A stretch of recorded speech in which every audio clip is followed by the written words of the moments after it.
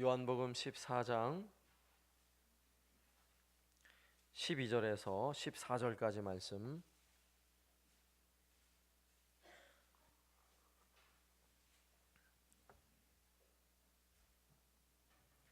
요한복음 14장 12절에서 14절까지 말씀, 다 같이 한 목소리로 말씀을 봉독하겠습니다. 시작. 내가 진실로 진실로 너희에게 이르노니 나를 믿는 자는 내가 하는 일을 그도 할 것이요 또한 그보다 큰 일도 하리니 이는 내가 아버지께로 감이라. 너희가 내 이름으로 무엇을 구하든지 내가 행하리니 이는 아버지로 하여금 아들로 말미암아 영광을 받으시게 하려 함이라. 내 이름으로 무엇이든지 내게 구하면 내가 행하리라. 아멘. 예수님께서 예루살렘 성전에 가셨을 때에 몹시 화가 난 적이 계셨어요. 그래서 성전을 다 장사하는 사람들, 그리고 돈 바꾸는 사람들 다 상을 둘러 엎으시면서 예수님이 내 집은 만민이 기도하는 집이다, 이렇게 말씀하신 내용을 우리가 알고 있습니다. 예수님은 성전에 들어가실 때에 여기서 바로 하나님을 향한 기도의 소리, 기도의 향기가 끊이지 않아야 하는 곳으로 예수님 바라보고 계시는 거예요. 그런데 기도의 소리가 그친 성전에 어떤 소리가 들리는지 한번 여러분 잘 귀 기울여 보세요. 무슨 소리가 들리고 있습니까? 매 소소리가 들려요. 소. 예? 왜? 성전에서 짐승을 파는 일을 했거든요. 매 양소리, 염소 소리, 비둘기 파는 소리, 짐승 소리가 성전 안에 가득한 것입니다. 그리고 또 무슨 소리가 들릴 것 같아요? 장사꾼들 모이면 무슨 소리 나요? 싸우는 소리 나요. 싸우는 소리. 분명히 얼마야? 더 봐, 더 줘, 덜 줘 하면서 아마 싸움이 날 거예요. 그러니 기도 소리로 가득 차야 할 성전에서 온갖 짐승 소리가 들립니다. 장사꾼들 싸움하는 소리가 들립니다. 난리도 이런 난리가 없죠. 그래서 예수님은 그러한 성전을 장사하는 사람들의 상을 둘러 엎으시면서, 그리고 채찍을 만들어서 장사하는 사람들을 다 내쫓으시면서 뭐라고 말씀하셨냐면 강도의 구려를 만드는도다, 이렇게 말씀하셨어요. 여기가 바로 기도해야 할 자리에서, 기도의 소리가 나야 할 자리에서, 만민이 기도하는 집에서 기도하는 소리가 그치니까 완전 강도의 소굴이 되어버렸구나, 이렇게 말씀하고 계시는 것입니다. 오늘날도 마찬가지예요. 교회는 기도하는 공동체입니다. 예배당에는 항상 기도의 소리가 끊이지 않고 들려야 할 것을 저는 기대하고 있습니다. 기도하는 교회의 특징은 뭐겠어요?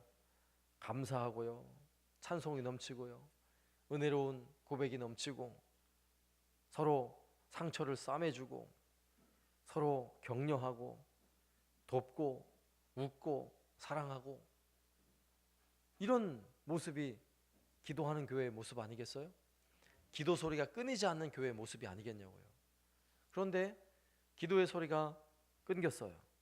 더 이상 들리지 않아요. 그럼 그런 교회에서는 어떤 소리가 들리겠습니까? 앞서 성전에서 들린 소리하고 똑같을 거예요. 분명 강도의 구렬같이 되어서 서로 잡아먹으려고 으르렁댈걸요, 아마. 그죠? 그러니까 기도하지 않는 교회는 온갖 다툼과 분쟁과 비판과 험담과 서로 상처 주고 상처받고, 그래서 강도의 구렬이 되는 것입니다. 그래서 하나님을 섬기며 예배하는 이 예배당에는요, 늘 기도의 향기가 피어올라야 되는 것입니다. 제가 몇 주 전에 말씀드렸죠. 성전에 있는 그 분향단의 그 향이 24시간 꺼지지 않고 그 불씨가 살아서 향이 피워져야 된다고. 그 향이 바로 성도들의 기도의 향기라고 말씀드렸어요. 그렇게 교회라는 공동체는 기도의 향기가 하나님 앞에 끊임없이 올려져야 하는 것, 이것이 바로 교회의 모습인 것입니다. 오늘 우리는 주어진 본문의 말씀에서 그러면 우리가 끊임없이 기도의 향기가 올려져야 되는데 왜 그러해야 하는지 오늘 말씀을 통해 우리가 두 가지 내용으로 살펴볼 건데요. 첫 번째는 믿음과 기도의 관계를 좀 이해를 해야 돼요. 믿음을 가진 사람은 반드시 기도하기 때문이에요. 기도하는 공동체, 그죠? 교회는 기도하는 공동체라고 말하면 그 공동체는 믿음의 공동체예요. 믿으니까 기도하죠. 믿음을 가졌으니까 기도하죠. 그죠? 그래서 믿음을 가지면 반드시 기도하게 되어 있습니다. 오늘 12절 말씀에 보면 내가 진실로 진실로 너희에게 이르노니 나를 믿는 자는 내가 하는 일을 그도 할 것이요 또한 그보다 큰 일도 하리니 이는 내가 아버지께로 감이라. 아멘. 오늘 이 말씀은 예수님께서 잡혀가시기 한 몇 시간 전에 제자들을 위로하고 격려하는 이런 말씀을 기록하고 있는 거예요.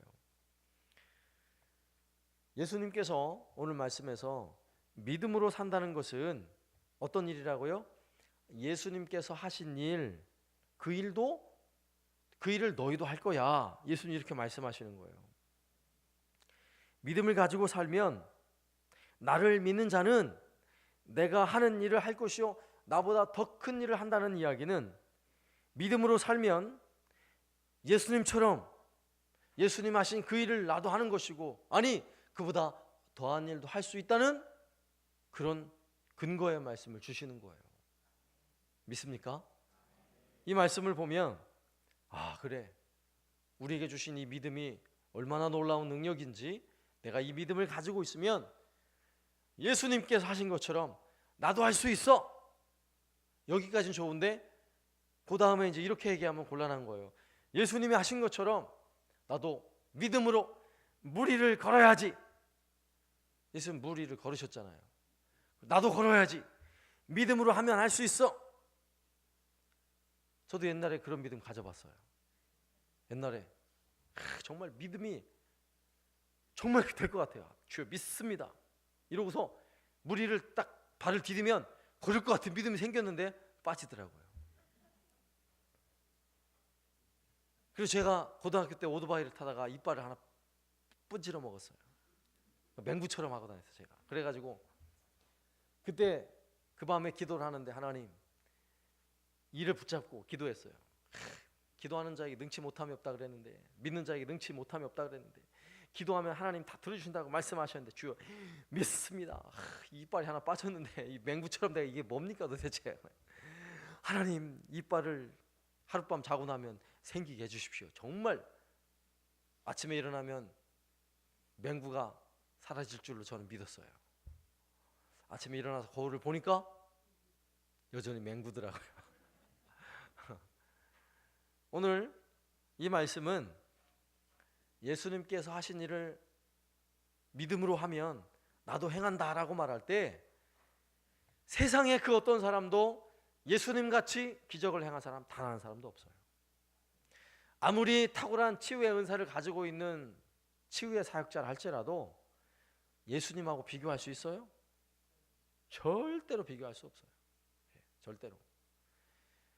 치유의 은사가 탁월하다고 말하는 사람도요, 그분들이 하는 이야기예요. 10명 기도하면 1명만 고침받아도 탁월한 치유 사역자라 그래요. 10명 중에 1명만 기도해도. 아니 100명 중에 1명만 기도해서 나와도 얼마나 감사해요. 그죠? 예수님의 그 신적인 능력과 우리가 믿음 안에서 가지는 그 능력을 동일시하면 안 돼요. 절대 그럴 일이 없어요. 지금까지 그런 사람 단 한 사람도 없어요. 그럴 수 없어요.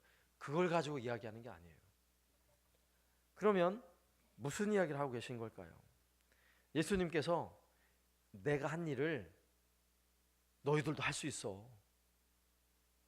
믿음으로 하면 아니 나보다 더 큰 일도 할 수 있어 라고 말씀하실 때 그럼 예수님 뻥치신 거예요? 아니잖아요. 예수님 말씀이 진리신데. 그러면 예수님께서 말씀하신 내가 한 일을 너희도 할 것이요 라고 말할 때 예수님이 한 일이 뭔가를 알면 되죠. 예수님이 한 일이 뭐예요? 예수님이 병 고치러 오신 분이에요? 예수님이 귀신 쫓아내시려고 오신 분이에요? 첫 번째 목적이 그게 아니에요. 인류를 구원하시려고 하다 보니까 병든 자도 고쳐야 되고 죄인들을 구해내려 하니까 귀신도 쫓아내야 하는 거고, 예수님의 주된 사역은 기적을 행하는 일이 아니라고요. 만약에 예수님께서 행하시는 일이 기적을 행하시는 일, 신비한 일이라 그러면 십자가에 죽으시면 안 되죠. 거기서 죽으면 안 되죠. 말이 안 되죠. 예수님이 하신 그 주된 사역은 인류를 구원하는 거예요. 죄 가운데 있는 죄인들을 죄에서 구원해 내시는 일이 예수님의 사역이에요. 그래서 예수님의 사역은 십자가의 길이고요. 결국 십자가에 죽으셨어요. 그럼 다시 말씀드릴게요. 오늘 12절 말씀에 나를 믿는 자는 내가 하는 일을 그도 할 것이요 그보다 더 큰 일도 하리라. 믿습니까? 여기는 얼마든지 아멘 할 수 있죠. 예수님이 인류를 구원하시기 위해 하신 그 사역, 주님이 하신 일이에요. 그 사역 우리가 해요, 안 해요? 당연히 해야죠. 당연히. 정말 예수님이 이 땅에 계셨을 때보다 이보다 더 큰 일을 한 사람 정말 많이 있어요. 그런 일은. 왜? 주님이 이미 십자가의 구원의 길을 열어놓으셨기 때문에 믿음을 가지고, 주님이 나의 구원자라는 믿음을 가지고 복음을 전하고 그 사역에 헌신하는 수많은 사람들은 놀라운 사역을 한다고요. 정말 주님께서 하신 그 일을 하게 되더라, 그것입니다. 이런 의미에서 주님이 하신 일 나도 하는 거예요. 그런데 그 주님의 하신 일을 믿음으로 우리도 하게 되는데 13절과 14절 말씀에서는 무엇과 연결을 시키냐면 기도하는 일과 연결을 시키고 있어요. 13절 말씀 보세요. 너희가 내 이름으로 무엇을 구하든지 내가 행하리니 이는 아버지로 하여금 아들로 말미암아 영광을 받으시게 하려 함이라. 내 이름으로 무엇이든지 내게 구하면 내가 행하리라. 아멘. 앞선 12절의 말씀을 주님이 하신 그 일을 이해하고 나니까, 자, 너희가 내 이름으로 무엇이든지 구하면 내가 행하리라 하신 예수님의 말씀의 의미를 금방 이해하겠죠? 여기서 예수 이름으로 구하는 것은 그 내용이 무엇인가 하면 우리가 오늘날 지금처럼 우리가 쉽게 구하는 그런 기도의 내용이 본질이 아니라고요. 예를 들자면 부자 되게 해주세요 이런 거 아니라고요. 우리 아들 좋은 대학 가게 해주세요, 이게 예수 이름으로 구하는 기도의 본질이 아니에요. 그럼 그 본질이 무엇이겠어요? 영혼을 살리는 거예요. 생명을 구원하는 일, 우리 주님께서 하신 일, 그 일을 말씀하고 있는 것입니다. 그 일을 위하여 기도하면 우리 예수님 반드시 들어주시겠어요? 들어주지 않겠어요? 반드시 들어주세요. 반드시. 그래서 믿음을 가진 사람이라면 반드시 기도하게 되는데 그 기도 속에 어떤 기도의 본질이 숨겨져 있어요? 영혼을 구원하고자 하는 그 기도가 담겨지는 것입니다. 기도. 그래서 먼저 믿지 않는 가정에서 내가 먼저 예수를 믿게 됐다면 그 믿음이 진실한 사람은 반드시 믿지 않는 가족을 위해서 기도하게 돼 있어요. 첫 번째 기도 제목이 되게 돼 있어요. 만약에 그렇게 안 되고 있다면 믿음을 점검해야 돼요. 내가 제대로 된 믿음을 가지고 있는가를 점검해야 돼요. 내 안에 진실한 믿음을 가지고 있다면 이게 첫 번째 기도 제목이에요. 그리고 그 기도 제목은 구하면 어떻게 한다고요? 내가 시행하리라. 우리 예수님께서 시행하세요. 내가 할 수 있는 일 아니에요. 내가 기도하고 내가 가서 복음을 전하더라도 그 일은 누가 하실 일이에요? 우리 주님 하실 일이에요. 그 이야기를 우리에게 들려주고 있는 것입니다. 그러므로 첫 번째, 믿음이 있으면 어떻게 한다고요? 기도하게 된다고요. 믿음이 있으면 반드시 기도하게 된다는 것입니다. 그럼 두 번째 생각해 볼 것은, 그러면 기도하면 주님께서 그 일을 이루심으로 내가 가진 믿음이 현실이 돼요. 내가 가진 믿음이 그냥 믿음으로 믿습니다. 그래, 이 산을 옮겨서 막 저기로 가라 하면 산이 옮겨지고, 믿음은 다 있잖아요, 우리가. 그죠? 우리가 믿음으로 구하면 정말 하나님 다 이루어 주실 줄로 믿고 아멘 하면서 기도하잖아요. 그러면 그런 믿음의 내용이 내 현실 속에서 어떻게 마음속에만 있는 그 믿음이 내 손에 붙잡히고 내 손에 만져지고 내 귀에 들려지고 내 눈에 보여지느냐 하는 거예요. 바로 기도를 통해 가능하다는 것입니다. 기도하면 믿음이 현실이 될 줄로 믿습니다. 믿음은 바라는 것들의 실상이요 보지 못하는 것들의 증거니. 그러면 믿음이 내 삶 속에 실상이 되는 것이 뭐라고요? 기도라고요. 기도. 그래서 13절과 14절 말씀에 보면 너희가 내 이름으로 무엇을 구하든지, 또 14절에 내 이름으로 무엇이든지 내게 구하면, 이렇게 말씀하고 있어요. 그러면 예수 이름으로 우리가 기도해야 할 기도의 제목은 여러 가지가 있습니다. 무엇이든지라고 말하니까 수많은 기도의 내용들이 우리의 기도 제목이 되어야 할 것입니다. 그런데 오늘 이 말씀에서도 무엇이든지 구하는데, 그러면 여러분 자녀들이, 어린 자녀들이 부모님께 달라는 대로 다 줘요? 다 사줍니까? 예를 들어서 횟집에서 쓰는 막 회칼 있잖아요. 막 날카로운 거. 그거 하나 사주세요. 연필 좀 깎게. 그러면 그거 사줄 거예요? 절대 못 사주죠. 그런 거는. 구하는 대로 다 주는 게 사랑이 아니라고요. 우리 하나님도 마찬가지예요. 구하는 대로 다 줄 수 없어요. 다 주면 오히려 때로는 고통이 되고 저주가 될 수 있기 때문에 다 줄 수 없어요. 하나님이 원하시는 것, 좋은 걸 주시는 분이세요. 그죠? 그러면 오늘 말씀에서도 무엇이든지 구할 때라는 이 문장 속에 앞에 뭐가 나오냐면 내 이름으로 라는 말이 나오잖아요. 예수님의 이름으로 구하는 모든 것. 그러면 잘 생각해 보세요. 예수 이름으로 구하는 그 무엇, 모든 것 무엇이겠어요? 예수 이름이 보증수표라는 것입니다. 그러면 예수의 이름을 걸고 기도할 수 있는 그 기도의 내용들은 어떤 내용이어야 하겠어요? 예수의 이름에 걸맞는 내용이어야 돼요. 예수의 이름과 전혀 어울리지 않는 걸 가지고 기도하고 있다면 이 기도 자체가 지금 잘못되고 있는 것입니다. 그 이야기를 우리에게 들려주는 것입니다. 그러면 다시 바꿔서 예수의 이름에 걸맞게 내가 무엇이든지 구하고 있다면 그 구하는 것이 현실이 될까요? 응답이 될까요? 아멘이죠. 아멘이죠. 예? 당연히 아멘이죠. 우리의 기도는 내 이름을 걸고 하는 기도 아니잖아요. 예수의 이름을 걸고 하는 기도이므로 그렇게 기도하면 하나님은 반드시 들어줄 줄로 믿습니다. 그러므로 이 말을 쉽게 표현하자면 우리가 늘 하는 표현이에요. 하나님의 뜻대로 구하자는 거예요. 하나님 영광을 위해서 기도하자는 것입니다. 우리가 이렇게 기도하면 우리의 기도 제목을 하나님이 응답해 주시되 우리 주님이 친히 들으시고 응답해 주시겠다라고 말씀하고 있는 것입니다. 그러면 우리가 먹는 일을 위해 기도하지 말아야 돼요? 해야 돼요? 말아야 돼요? 먹는 거 위해 기도해야죠.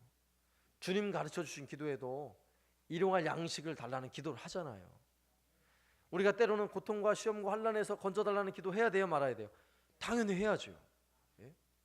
악에서 건져달라고, 시험에 이기게 달라고 기도하는 거예요. 주님이 가르쳐 주신 기도예요. 다 기도해야 돼요. 그런데 그런 기도의 내용 속에는 항상 포함되어져 있는 게 무엇인가 하면 주님 영광을 위해서예요. 하나님 영광을 위해서. 내가 오늘 일용할 양식을 구해서 일용할 양식을 채워주시고 그 양식을 먹고 힘내서 뭐 하라는 거예요? 주님 영광 위에 살아야죠. 하나님이 주신 일용할 양식 먹고 죄짓고 못된 짓 하고 막 사람들 괴롭히고 그럴 거예요? 그럼 그 기도 자체가 잘못된 거죠. 하나님이 주신 은혜를 가지고 주님 영광을 위해 산다는 것이 이미 우리의 믿음의 기도 속에는 전제되어 있는 것입니다. 그러므로 우리의 기도는요, 내가 하는 이 모든 기도는 이제 이렇게 바뀌어져야 돼요. 자녀를 위해 기도하더라도 하나님, 우리 아들 좋은 대학에 들어가게 주십시오. 믿습니다. 이러고 끝나면 안 되고요. 하나님, 우리 아들이 좋은 대학에 들어가서 하나님 영광 위에 쓰임 받게 해주십시오. 이렇게 기도해야 돼요. 그죠? 좋은 대학 들어가기만 하면 뭐예요? 들어가서 하나님 영광을 위해 제대로 헌신하지 않으면 좋은 대학 들어간 게 아무 의미가 없어요. 그죠? 그렇게 기도하면 우리 인생에 하나님 응답 안 해줄 기도가 없어요. 믿습니까? 사업이 잘 되고 돈을 잘 버는 기도 해야 돼요? 말아야 돼요? 기도 당연히 해야죠. 그러면 기도를 어떻게 하실 거예요? 이제 앞으로 하나님, 돈을 많이 벌게 해주셔서 좋은 집 짓게 해주세요. 이러고 땡치지 마시고, 하나님, 이왕 주시려거든 물질을 많이 주셔서 하나님 주신 그 물질을 가지고 영혼 구원하는 데 쓰게 해주십시오. 이렇게 기도하셔야죠. 하나님, 그 물질 가지고 주의 영광을 위해서 쓰게 해주십시오. 이렇게 기도해야 돼요. 그럼 하나님 주시겠다. 그래? 내 이름으로 구하는 그 모든 것 내가 시행하리라. 할렐루야.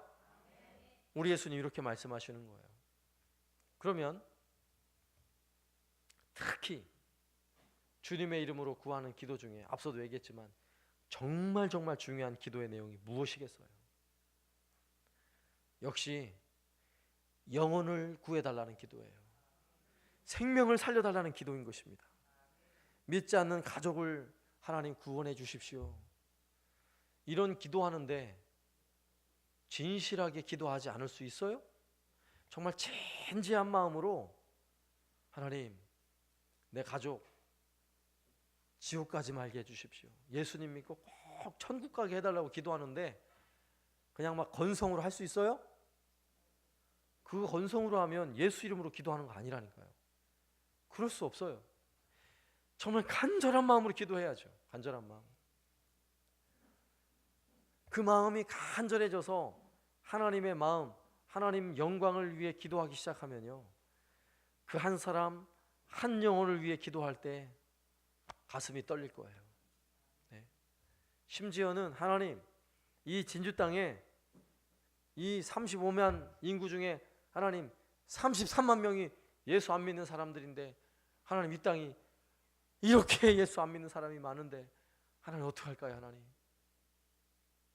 이런 기도가요, 마음에서 우러나는 기도로, 진실한 기도로 기도할 수 있게 된다니까요. 그렇게 기도해야 돼요.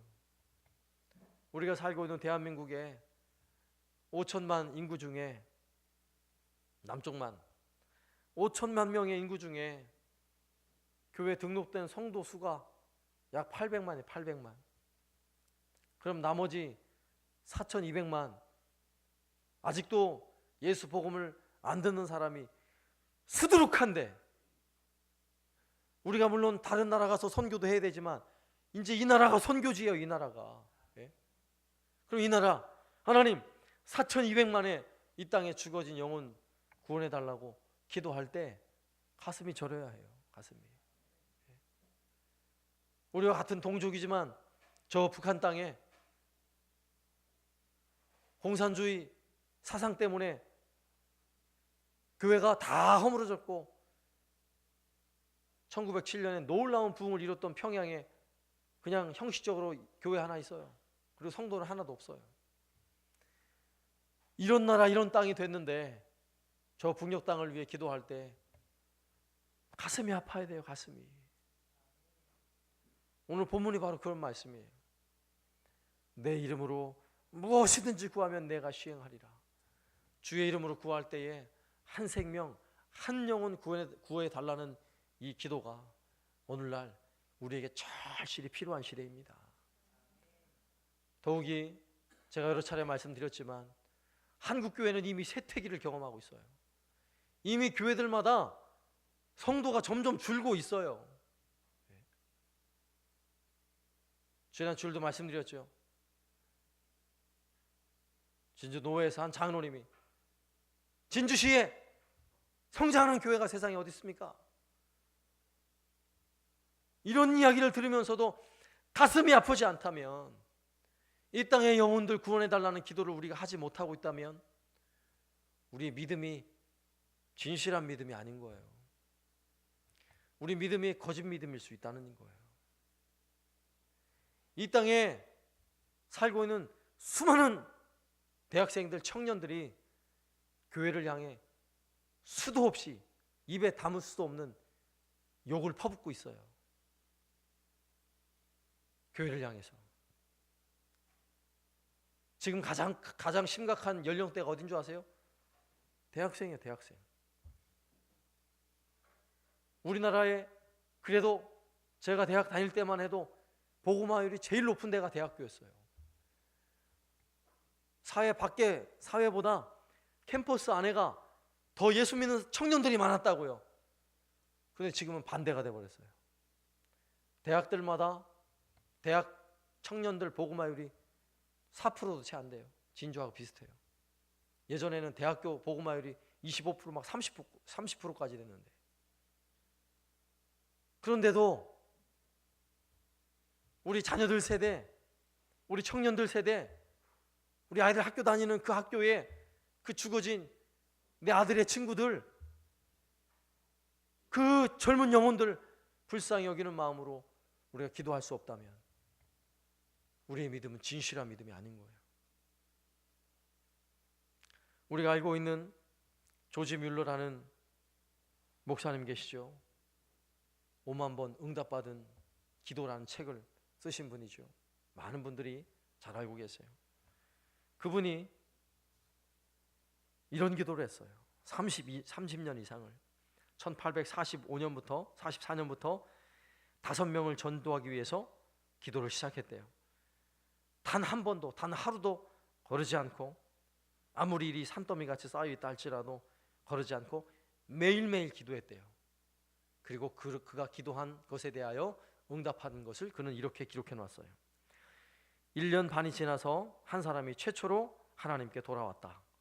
나는 하나님께 감사하고 나머지 4사람을 위해 기도했다. 5년이 지나고 나서 두 번째 사람이 하나님께 돌아왔다. 나는 감사드리고 3사람을 위해 계속 기도드렸다. 5년 반이 지나고 나서 3번째 사람이 돌아왔다. 나는 하나님께 감사드리고 2사람을 위해 계속 기도드렸다. 이들 2사람은 36년 동안 예수를 믿지 않고 있다. 나는 하나님을 믿는다. 반드시 응답해 주실 것을 알고 지금도 기도하고 있다. 이게 조지 뮬러의 글에 기록된 내용이에요. 조지 뮬러는 그가 죽기까지 2명은 돌아오지 않았어요. 그런데 조지 뮬러가 죽고 난 후 바로 한 사람이 돌아왔어요. 그리고 나서 조지 뮬러가 죽고 난 후 조금 더 시간이 지난 후에 나머지 한 사람도 예수 믿고 돌아왔어요.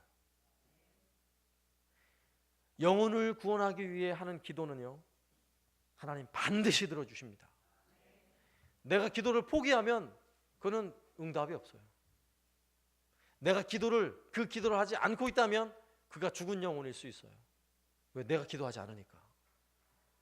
그러나 놀라운 사실은 기도하고 있다면 그 한 생명이 살아날 줄로 믿습니다. 기도하면, 무엇이든지 내 이름으로 기도하면 내가 시행하리라. 우리 주님 말씀하셨어요. 물론 우리가 기도해야 할 많은 기도의 제목들이 있지만 그 중에서도 특별히 한 생명, 한 영혼을 살리고자 하는 그 기도가 우리 안에 다시금 회복되어지길 바랍니다. 때로는 그 기도 속에는요, 내 자식이 포함되어져 있어야 돼요. 진실한 믿음이 아니면 어떻게 해요? 하나님, 내 아들도 진실한 믿음으로 하나님을 섬기며 살게 해달라고 기도해야 돼요. 구원을 위해서. 나의 형제들이 될 수도 있고요, 부모님이 될 수도 있어요. 나와 절친한 친구일 수도 있습니다. 우리 교회 안에 기도의 불꽃이 피어오르되 다시금 한 생명, 한 영혼을 구원하고자 하는 정말 간절한 소망으로, 뜨거운 열망으로 함께 기도의 불꽃을 피우는 저와 여러분 되시기를 살아계신 예수님의 이름으로 축원합니다. 아멘.